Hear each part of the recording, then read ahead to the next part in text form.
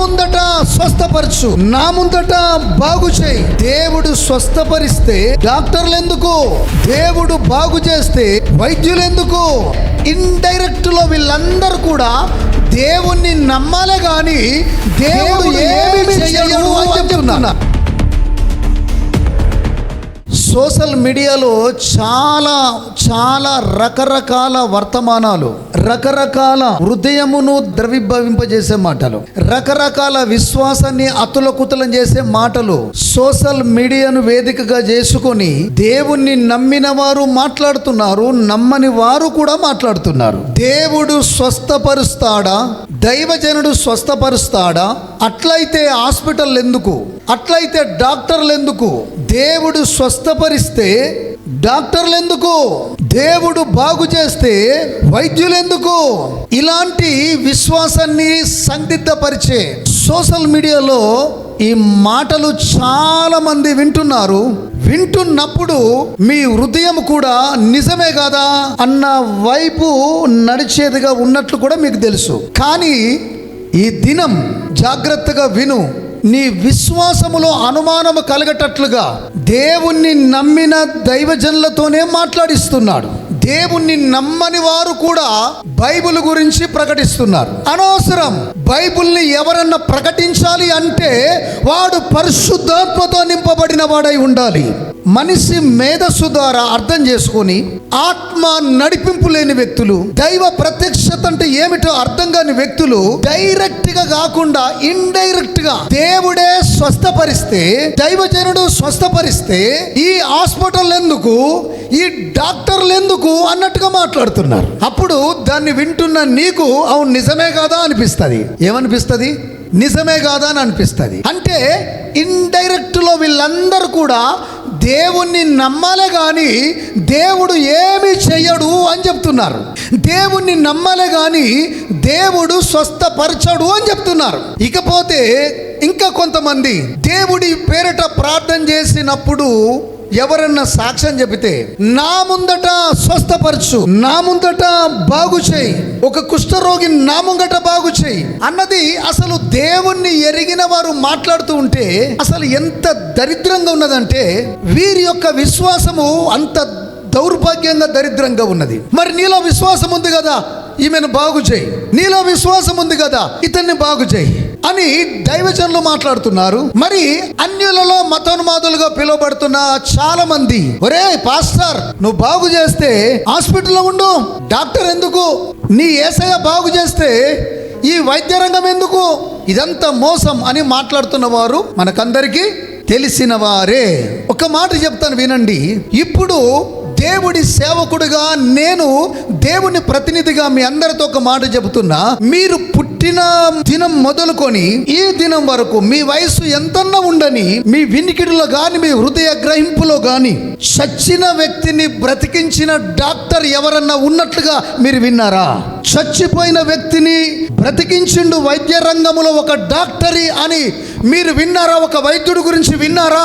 చెప్పండి, వింటే చెప్పండి. ప్రతి ఆత్మ దేవుడి సంబంధమైనదని నమ్మకండి. 100 మంది, ఒక 200 మంది చర్చిలో ఉన్నంత మాత్రాన ఆయన కరెక్ట్ గానే ఉన్నాడు, ఆయన మీద దైవాత్మ ఉంది కాబట్టి ఇంతమంది వస్తున్నారని మీరు అనుకోవద్దు. సత్యాన్ని గ్రహించండి.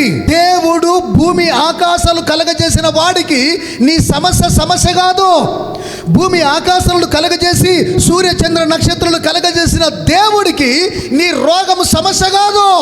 ఇంత కలగజేసిన దేవుడు నిన్ను బాగు చేయడానికి సమర్థుడు కాదా? జాగ్రత్తగా వినండి. వైద్యులు ఎందుకు, హాస్పిటల్ ఎందుకు అంటున్న వారికి నేను సూటిగా మాట్లాడుతున్న మాట, దాన్ని నమ్ముతున్న వారికి కూడా నేను సూటిగా మాట్లాడుతున్న మాట. ఏ వైద్యుడు ఇప్పటి వరకు చనిపోయిన వ్యక్తిని బ్రతికించలేడు తన వైద్యాన్ని బట్టి. జాగ్రత్తగా ఈ మాటలు నీకు అర్థం కావాలి అంటే ఈ వాక్యాన్ని జాగ్రత్తగా విను.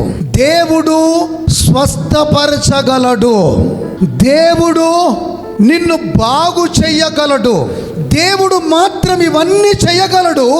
ఏ సేవకుడు ఎవరిని బ్రతికించలేడు.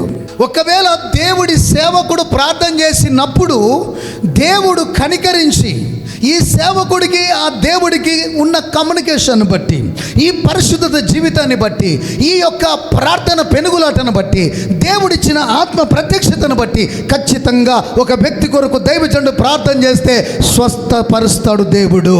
ఏ వైద్యుడు ఎన్ని హాస్పిటల్ ఉన్నా, ఆ హాస్పిటల్లో ఎన్ని యంత్రాలు ఉన్నా, ఎంత మిషనరీతనం ఉన్నా మనిషికి వచ్చే రోగాలు మాత్రం తగ్గట్లేదు. అదెందుకు ఆలోచన స్థలే. దేవుడు చేసే కార్యాలు వైద్యుడు చెయ్యడు, వైద్యుడు చేసే కార్యాలు దేవుడు చేయగలడు. ఇప్పుడు మీ అందరికి చెప్తున్నా, ఇక్కడ ఉన్న సిస్టర్స్ మీ అందరితో మాట్లాడుతున్నా, మీరందరూ కూడా మీకు బుద్ధి తెలిసినప్పటి నుంచి మీరు చక్కటి భోజనాలు మీ ఇంట్లో రెడీ చేస్తున్నారు. మీ అందరిని ఒక ఛాలెంజింగ్ ఒక మాట చెప్తున్నా, వినండి సిస్టర్స్ అందరికీ. మీరు వండిన ఆహారము ఆసిపోయితే దాన్ని బాగు చేసే శక్తి మీ దగ్గర ఉందా? ఆలోచించండి. మీరు వండిన ఆహారము కుళ్ళిపోతే, పాసిపోతే దాన్ని సరిగా చేయగలరా? దాన్ని మంచి ఆహారంగా మార్చగలరా? వై? అది నీకు అసాధ్యం, ఎందుకంటే అది కుళ్ళిపోయింది. కానీ మనుషుడికి అసాధ్యమైనది దేవుడికి సాధ్యమే. ఏ వైద్యుడు బాగు చెయ్యనిది యేసయ్య బాగు చేస్తుండన్నమాట 100%. ఒక చిన్న కుటుంబం, చాలా పేదరికలున్న కుటుంబం, యేసు ప్రభుల వారిని గాఢంగా ప్రేమిస్తుంది ఆ కుటుంబం. యేసు ప్రభు కూడా ఆ కుటుంబాన్ని అమితంగా ఏమీ ఆశించకుండా ప్రేమిస్తున్నాడు. జాగ్రత్తగా వినాలి. ఈ యొక్క చిన్న పేద కుటుంబంలో 2 సిస్టర్సు, ఒక సహోదరుడు. వాళ్ళెవరో మీకు అర్థమై ఉంటుంది. ఎవరు? మార్తా, మరియా, లాజరు. మీకు అనేకమైన విషయాలు ఈరోజు తెలియవస్తాయి. ఏ సేవకుడైనా ఇప్పటి వరకు నేను స్వస్థపరుస్తాను అని ఎవరికైనా చెప్పిండ్రా? మరి మీరెందుకు కల్పించుకొని ఒరే స్వస్థపరచురా, నువ్వు స్వస్థపరచు, నీకు వరాలు ఉంటే అని ఎందుకు డైవర్ట్ చేస్తున్నావు? ఇట్లాంటి దురాత్మల బోధను అస్సలు వినద్దు. ఆ వ్యక్తి ఎంత మేధమైనా సరే మనుషుడి జ్ఞానమును మీరు ఆధారం చేసుకోకూడదు. ఎందుకంటే ఆత్మ సంబంధమైన సంగతులను ఆత్మతో సరి చూడండి. బైబుల్ అంతా ఆత్మ సంబంధమైనది. దేవుడే ఆత్మ ఉన్నాడు. నీ మట్టి మేధస్సుతో చెప్పే బోధ ఎవరికి కావాలి? అలాంటి బోధకు పల్టీలు కొట్టే అవసరం మనకు లేదు. హల్లెలూయా. జాగ్రత్తగా వినండి. ఇప్పుడు బెతన్య గ్రామములో ఏమి జరుగుతుందో వర్తమానము ద్వారా యేసు దగ్గరికి వెళ్ళింది. అందులో ఏమి రాయబడి ఉన్నదంటే, మార్తా అనే సిస్టర్ ఏం రాసిందంటే, యేసు ప్రభువా, నువ్వు ప్రేమించిన నీ శిష్యుడు రోగపీడితుడై చావబోతున్నాడు అని వర్తమానం పంపింది. మీకు ఒక ఆలోచన రావచ్చు, యేసు ప్రభుల వారు ప్రేమించిన వ్యక్తికి రోగం రావచ్చా? యేసుతో ఉన్నవాడికి రోగం వస్తుందా? వస్తుంది. గమనించండి, ఎవరైతే యేసును ప్రేమిస్తారో, యేసు ప్రభుల వారు ఎవరినైతే ప్రేమిస్తాడో వారికి ఏ రోగము వచ్చినా ఆ రోగమును ఆయన మహిమ కొరకు మార్చుకుంటాడు.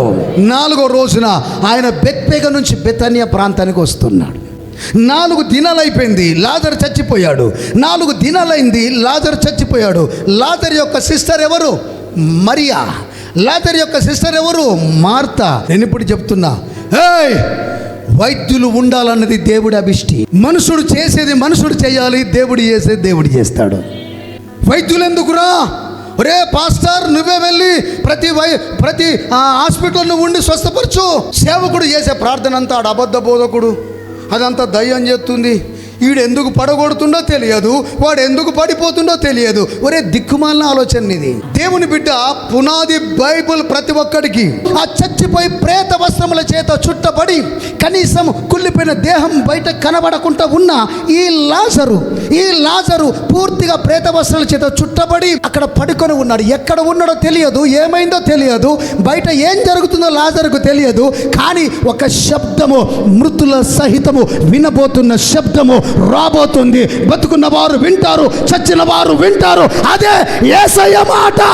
లాజరు బయటకు రా అన్నప్పుడు వెంటనే లాజరు కదలడం ప్రారంభించాడు. దిక్కున ఆయన లేచి బయటకు వచ్చాడు. ఏ వైద్యుడు చేయలేడు, ఏ హాస్పిటల్లో జరగదు. బతుకున్న వారిని చంపుతున్నారు కానీ అసలు చచ్చిన వారిని బతికించిన వైద్యుడు ఎక్కడున్నాడు? ఉన్నాడు అంటే నేను ప్రకటిస్తున్న యేసయ్య మాత్రమే. దేవుడు అంతా ఈజీ కాదు. ఆయన చాలా శక్తిమంతుడు, ఆయన చాలా ఉన్నతుడు, ఆయన చాలా మహోన్నతుడు. ఆయన ఎవరికి అందని వాడు. నీ మట్టి మేధస్సుకైన గుణము నీకు అర్థం కాదు ఆయనతో గడిపితే తప్ప. నీ దేవుడు పరిమితమైన వాడు కాదు, నీ దేవుడు అపరిమితుడు.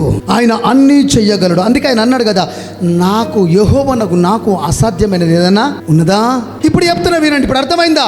చచ్చిపోయిన లాజరు ప్రేత వస్త్రముల చేత బయటకు రాగా ఆయన ఒక అద్భుతమైన మాట ఏమన్నాడంటే, ఆయన వస్త్రాలు విప్పి ఆయన పోనీయండి అన్నాడు. లాజరు వస్త్రాలు విప్పేయండి అని ఎవరికి చెప్తున్నాడు? అక్కడున్న ప్రజలకు చెప్తున్నాడు. చచ్చిన వాడిని బతికించిన దేవుడు కట్టిన ప్రేత వస్త్రాలు తీసేయలేడా? ఇది మీరే కట్టారు గనుక మీరే విప్పండి. దీని అర్థం ఏం తెలుసా? మీరు చేయవలసిన పని మీరు చేయండి, నేను చేయవలసిన పని నేను చేస్తా. ఇప్పుడు చెప్తున్న వినండి. ఇర్మియా గ్రంథంలో ఒక అద్భుతమైన మాట ఉంది. నన్ను చూడండి. ఇర్మియా గ్రంథంలో ఒక అద్భుతమైన మాట ఉంది. ఏమని ఉన్నదంటే, గిలాదులో గుగ్గిలము లేదా, అక్కడ ఏ వైద్యుడును లేడా అని ఉంది. ఇది దేవుడు వాక్యం. డాక్టర్ ఉండడము తప్పు అని ఎవడు చెప్పినా బైబిల్ ఒప్పుకోదు. బైబిల్లో దేవుడే అంటున్నాడు. ఏమంటుంది తెలుసా? వైద్యుడు ఎవరికి అవసరం రా నాయనా? ఆరోగ్యవంతుడి కాదు, అనారోగ్యంతో ఉన్నవాడికే వైద్యుడు అవసరం అన్నాడు. అర్థమవుతుందా? గిలాదులో గుగ్గిలం లేదా? గుగ్గిలము మెడిసిన్గా వాడతారు, రోగాలకు వాడతారు. అక్కడ ఏ వైద్యుడు లేడా అంటే వైద్యుడు ఉండాలి అన్నది దేవుడు కోరుతున్నాడు. దేవుణ్ణి పక్కకు పెట్టి వైద్యాన్నే ఆశ్రయించమని దేవుడు ఉద్దేశం కాదు. అట్లా అనుకుంటే ఇంకొక అద్భుతమైన మాట చెప్తా, జాగ్రత్తగా వినండి. 12 సంవత్సరాల నుంచి రక్తస్రావం కలిగిన స్త్రీ నానా తిప్పలు పడ్డది, నానా బాధలు పడ్డది. బైబిల్ ఏం చెప్తున్నట? వైద్యుల చేత మరింత సంకట పడ్డది. వైద్యులే కదా, డాక్టర్లే కదా. అప్పటి కాలంలో ఇట్లాంటి స్టెథోస్కోపులే పెట్టుకున్న డాక్టర్ లేకపోవచ్చు. ఇంకో డాక్టర్ దగ్గరికి వెళ్తే ఆయన ఒకటి చెప్తాడు, 10 మంది 10 రకాలు చెప్తారు, మధ్యలో మనల్ని పరేషాన్ చేస్తారు. అదే జరిగింది రక్తస్రావము కలిగిన స్త్రీకి. ఏ వైద్యుడు రక్తస్రావము రోగమును స్వస్థపరచలేడే? అట్లాంటి వైద్యుని తప్పందమా? కాదు. వైద్యుడితో కాని కార్యములు దేవుడు చేస్తాడు. అర్థమైందా? అప్పుడు ఆ స్త్రీకి ఏం వినబడ్డది తెలుసా? యేసు ప్రభుల వారి మార్గం గుండా వస్తున్నాడు. ఆయన వస్త్రపు చెంగు ముడితే ఈ 12 సంవత్సరాల రోగముతో ఉన్న నా రోగము నన్ను విడిచిపెట్టి పోతుంది అని అంత ప్రగాఢమైన విశ్వాసం. యేసయ్య పలికిన మాట, కుమారి, నీ విశ్వాసము నిన్ను బాగు చేసిందన్నాడు. అంటే ఆమె విశ్వాసమే యేసయ్య, నీ విశ్వాసమే యేసయ్య. నీ విశ్వాసం వేరు, నా విశ్వాసం వేరు కాదు, మన విశ్వాసమే యేసయ్య. సిగ్గుపడకుండా వెనుక నుంచి వెళ్ళి ఆయన వస్త్రపు చెంగు ముట్టినప్పుడు ఆయనలో ఉన్న ప్రభావం, ఆయనలో ఉన్న సన్నిధి, ఆయనలో ఉన్న ప్రత్యక్షత ఆయనలో నుంచి బయలుదేరి ఆమెలో ఉన్న రోగాన్ని వాడగొట్టి పోరాటం చేసి రోగాన్ని తీసివేసి ఆమె దేహమంతా ఆయన ఆరోగ్యము చేత నింపెను. ఇది ఏ వైద్యుడు చేశాడండి? పరమ వైద్యుడు చేశాడు. పుట్టి గుడ్డివాడి కన్నులు ఏ వైద్యుడు తెరిపించాడండి? పరమ వైద్యుడు.